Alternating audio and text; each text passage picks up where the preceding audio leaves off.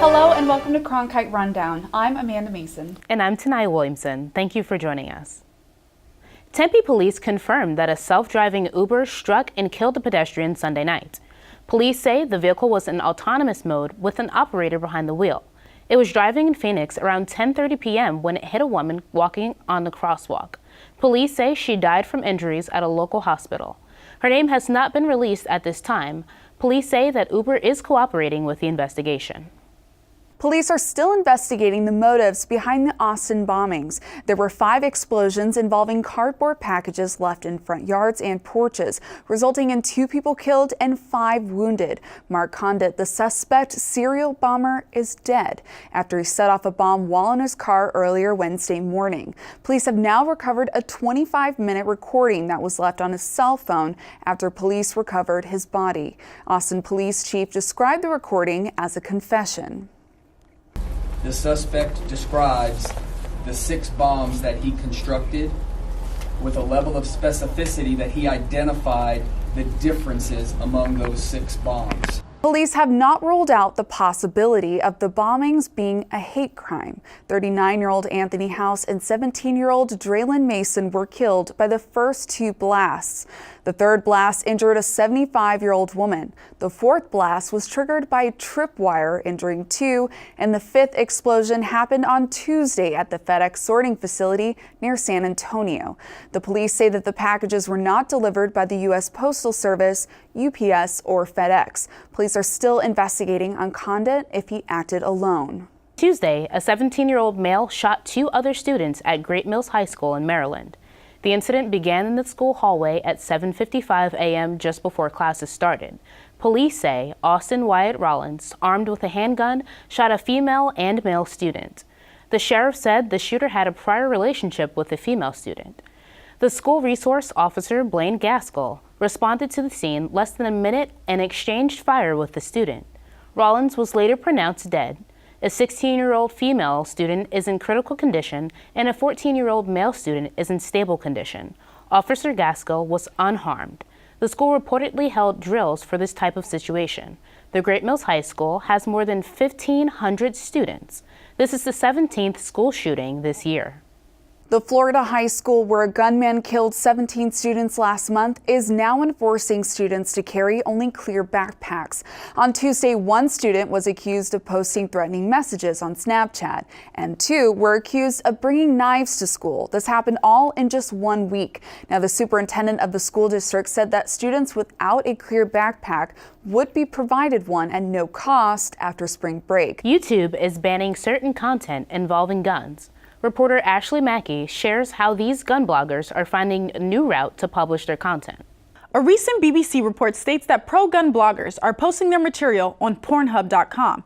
The recent content is due to YouTube banning videos linked to gun sales and accessories. YouTube's policies now prohibit videos that show how to make a firearm, ammunition, high-capacity magazines, or homemade silencers. They have also banned videos that show how to modify weapons to become automatic. Thousands of students across Arizona are expected to take part in this Saturday's March for Our Lives rally at the state capitol. The protest is just one of more than 700 March for Our Lives events planned around the world.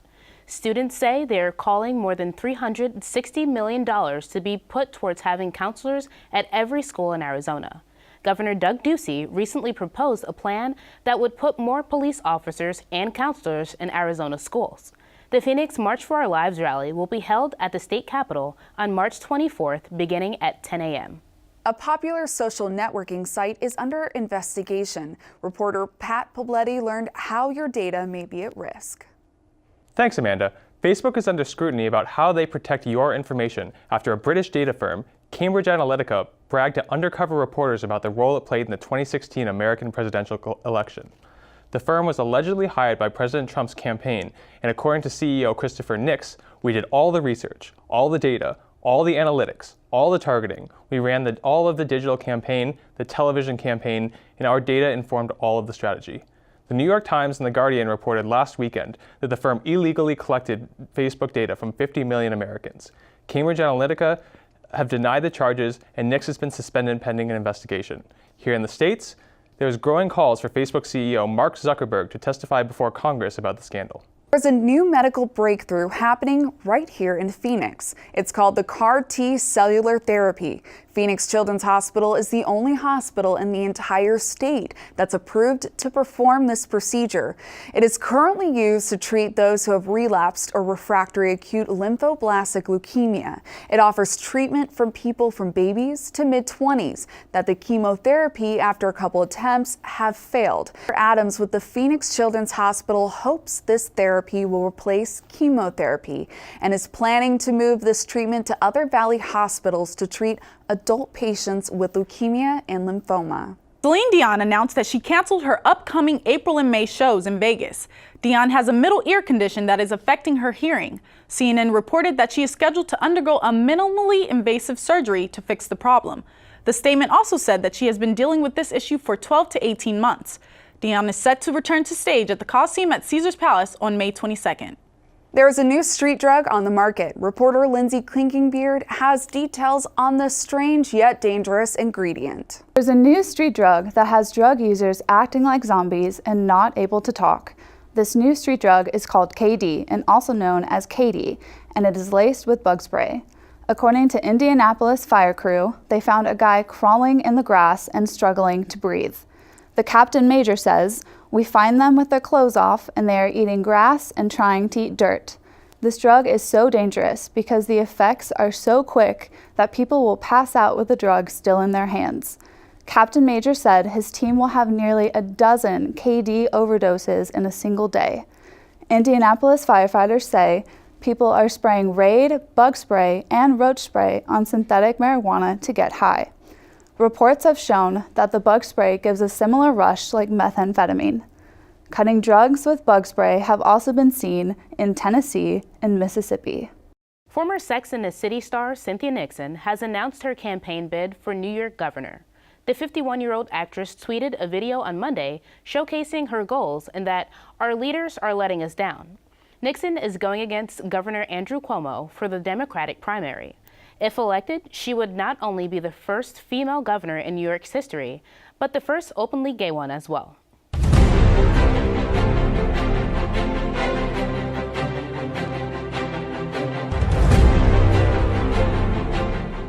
Now welcome back and thanks for joining me on the other side. I'm Pat Poblete.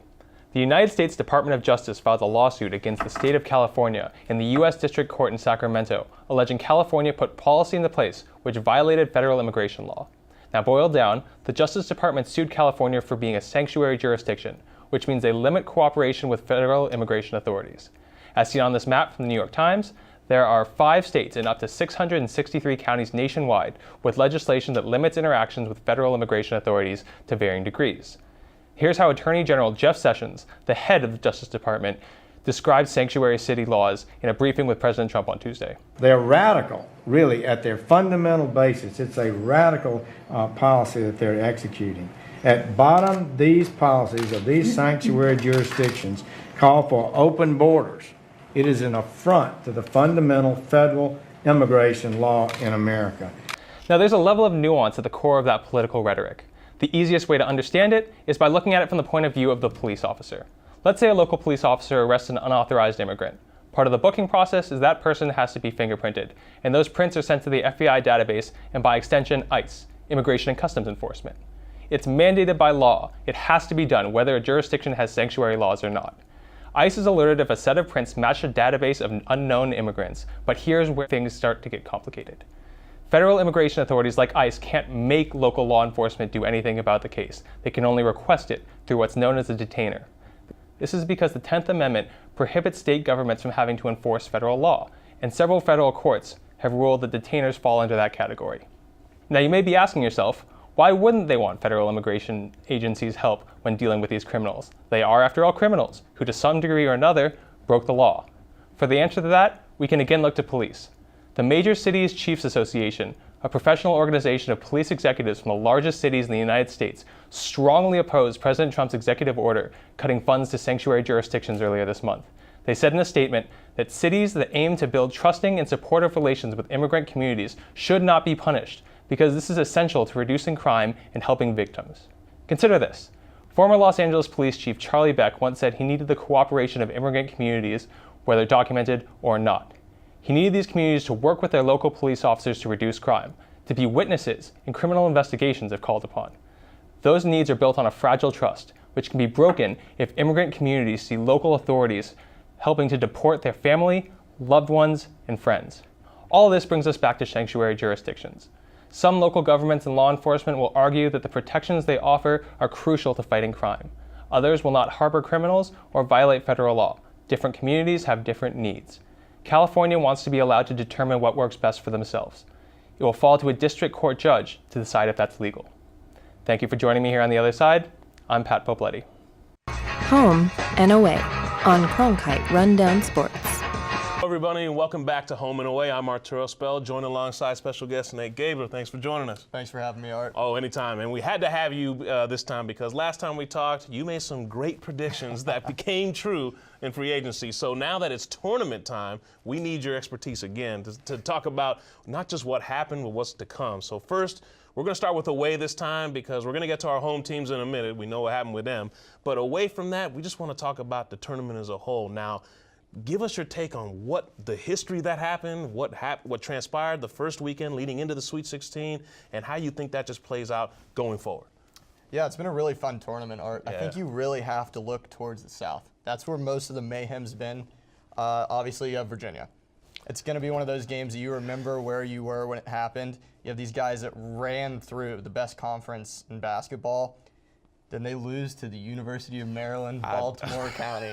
They fall behind, and they just really didn't have a plan to come back in that game, which is kind of crazy. Then you look at Nevada, pulled off back-to-back comeback victories over Texas. They were down 14 in that game. And then they were down 22 to Cincinnati. Brought both of those back. Then you have Loyola, Sister Jean. She's just running through everyone. You beat a very talented Miami team. Then you go in, you knock off the SEC champion in Tennessee. It really just sets up, unfortunately, Kentucky just to have one of the easiest paths to the Final Four that we can ever remember. Wow. Now, Kentucky's not what they used to be, so it's really interesting to see if they'll actually get back to where they're accustomed to being, which is the Final Four. Now, going back to home, Arizona made it, Arizona State made it, so the state of Arizona was a proud state. However, first four comes Sun Devils. They put up a good fight against the Qs, don't make it.